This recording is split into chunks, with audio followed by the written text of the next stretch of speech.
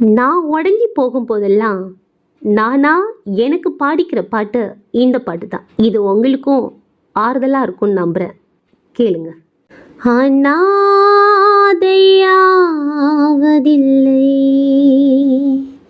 இயேசு என்னை தேடி வந்தார், ஜீவன் தந்தார், ஏற்றுக்கொண்டார். அநாதையாவதில்லை,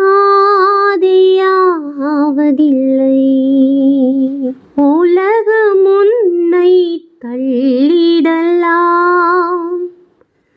உறவுகளும் வெறுத்திடலாம்,